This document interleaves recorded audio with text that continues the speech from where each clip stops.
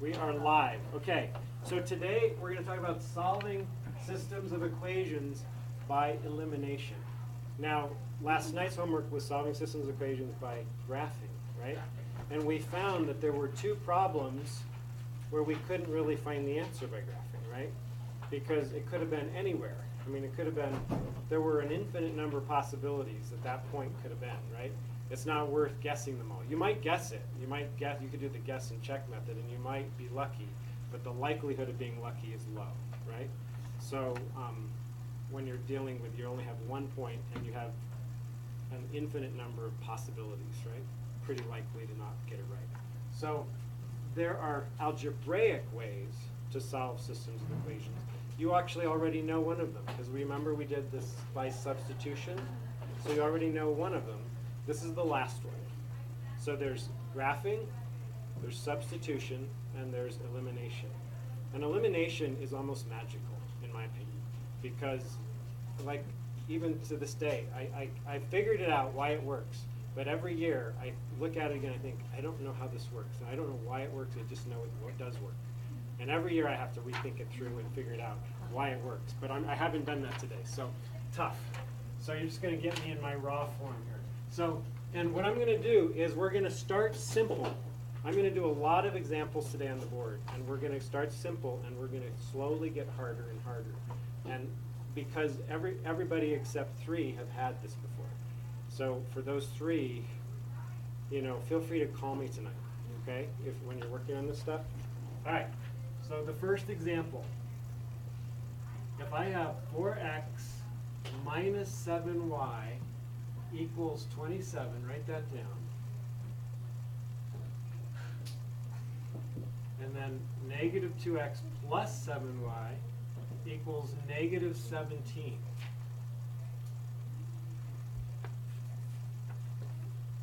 So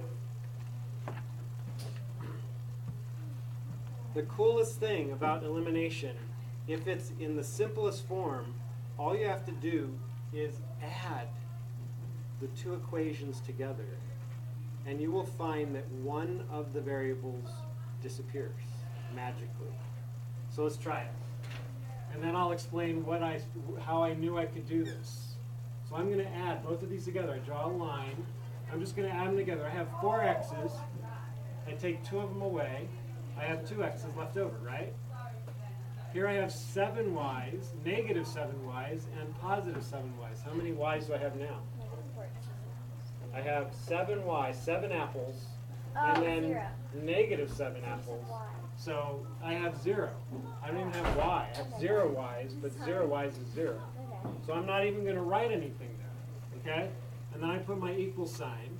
And then I have 27 minus 17, that's 10. Look at that. I no longer have y's. I have a very simple equation, and I can figure out my x really, really easily. I can divide by 2, x is equal to 5. All right, that's half of my answer, right? Pretty straightforward, right? And then my next answer, I need to know my y. So to find my y, I take either of the 2 equations, and I substitute 5 in for x. Right? So I'm going to take the first one because it has less negatives. I prefer that personally. So I'm going to say, okay, we have 4, instead of times x, 4 times 5 minus 7y 4 times negative 5, equals 27. Wait. Did I do something wrong? So why are you multiplying by 5? Because I'm taking this equation here, right? And I'm basically substituting. I want to know what is y when x is 5. So I'm plugging, instead of x, I'm putting 5. I figured out x equals 5 at the point where they cross, right? See what I mean? So now I want to find the y. So I'm just substituting that in. Now all I have is y's here. That's my only variable, so it's real easy to solve. So I have 20 minus 7y is equal to 27. I'm going to subtract 20, and I have negative 7y is equal to 7, right? Then I'm going to divide by negative 7, divide by negative 7. Y is equal to negative 1, right? So my answer is, I can leave it just like this. I could say x is 5 and y is -1, or I could write it as a point if I wanted to, like this, and put that in a box. Elimination is so much fun. Right? Now, the question is, why did this work? Well, I don't know exactly why it worked, but I do know why we got rid of the y, because look, the numbers in front of the y were exactly the same, except one was positive and one was negative. And because they were exactly the same, except the signs were different, but the numbers were the same, I was able to just add these straight across, and I got rid of my y. Does that make sense? Now we're going to do one where it's slightly harder, okay? All right, so here we go. So this is number 2. All right, so we have x minus 10y equals 60. And then we have x plus 14y equals 12. So write those down in your notes. I hope this is on here. Yeah, you can see all this. Phew. Okay, so now I'm looking again, just over here. Before I had added these, I looked at the numbers in front of the x's. I had a 4 and a -2. They're not the same number at all, right? Then I looked at the y's. Oh, -7, +7. Perfect. They're opposite signs, same number. Okay, now I'm looking over here. In front of the y's, -10, +14, totally different numbers, right? But in front of the x, what's in front of them? 1. But the only trouble is, what's the problem? They're both positive. So don't you multiply one? So I times need positive one and of them to times become negative. right? So what I'm going to do is I'm going to multiply one of them. I'll just do the second one. I'm going to multiply that whole equation by -1 because I have to have that be negative. Does that make sense? But how So- does that work? How does that is that even legal in math? Like it doesn't even. Whatever you do to one side of an equation, and then you have to do to the other side. And it does change its value, So it's gonna but make, it doesn't change its equality. it's Does that gonna make make sense? all the numbers negative. Exactly. So it's gonna make Exactly. So suddenly it's going to be -x minus 14y equals -12. And then I'm just going to rewrite this one below it. The first one, I'll just write that again. Positive x minus 10y equals 60. Right? You see what I did? Add those together, right? And now that I have the same number but they're different signs, I can draw my line and I can put and I can add. So I have negative x's plus an x. I have 0 x's. So I just got rid of my x's. I have -14, -10, that's -24. -24y is equal to 60 minus 12, I think that's 48, right? 48. 24 goes into 48 evenly. That's great. I'm going to divide by -24, Oh, I did that wrong. wait. right? Right? Did I lose you guys? I just Right? go in and move. And then y is equal to -2, right? So I found out y is equal to -2, but I don't have my x yet, do I? So we should take Are you writing these down? You sure? Okay. Your x, we got to do your x now. So which one? I think top one. top one. I'll just do the top one. X minus 10y equals 60. So x minus 10 times -2 equals 60. What's -10 times -2? Positive 20. So x plus 20 equals 60. Subtract 20. Subtract 20. X is equal to 40. All right?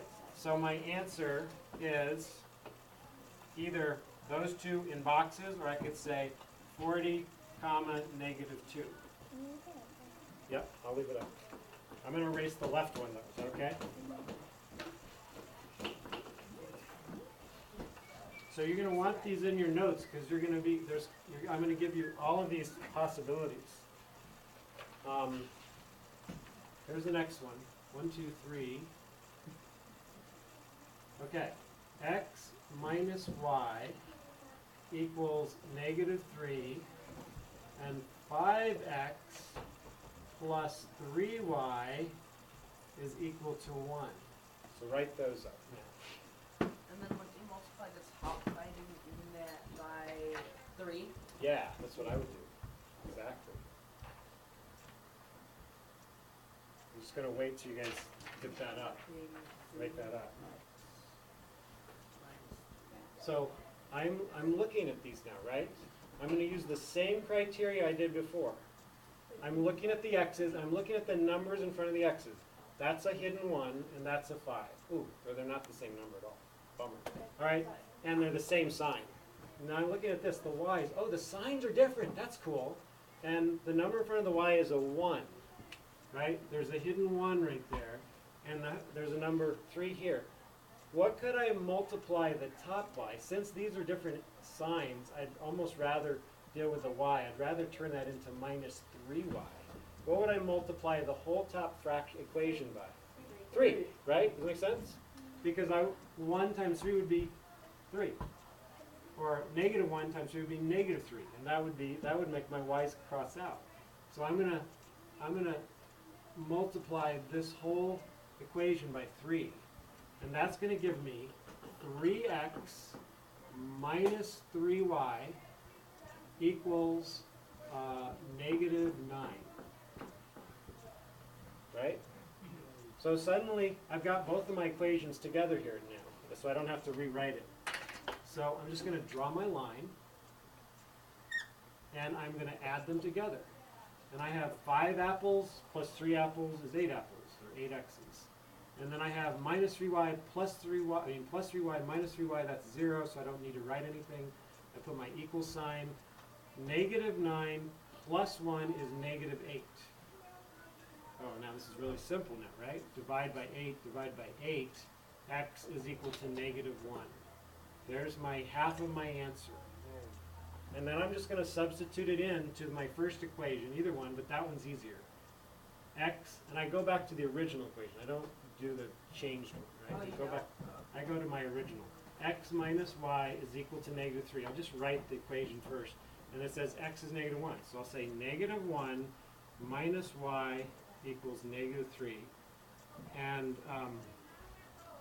I want to add my 1, right? I'm going to add 1. So I have negative y is equal to negative 2. So if I multiplied everything by a negative, it would be y is positive 2, right? So y is equal to 2. Okay? So there's my answer. I've got my x and my y. I could write it as negative 1 comma 2 if I wanted to, and put it in a box. Right?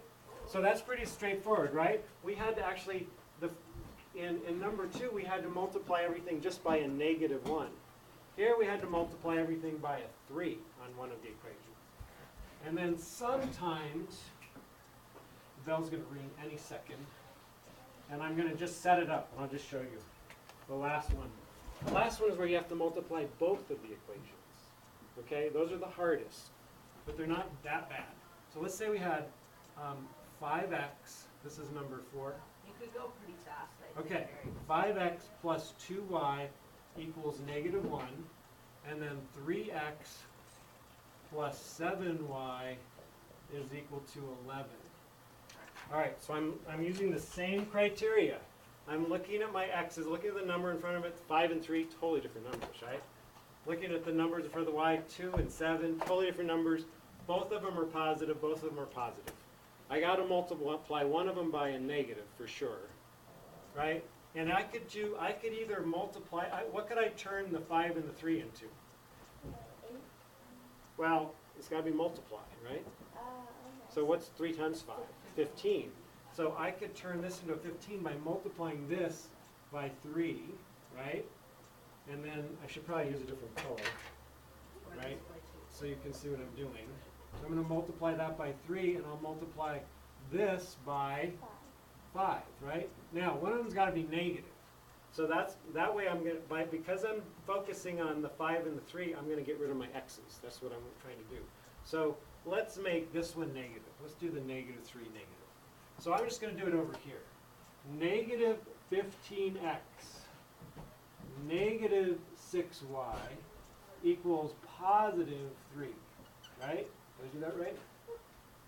And then 15x plus 35y is equal to 55. Did I do that right? Yeah. So you get it? Yeah, we can switch. Does that make sense? And then look, so if I added these together, the x's cross out, and then I would just have 29y is equal to something, right? 58. Right, 59. Or 58. Right? All right. So homework, I'm going to give you your homework as you walk out the door.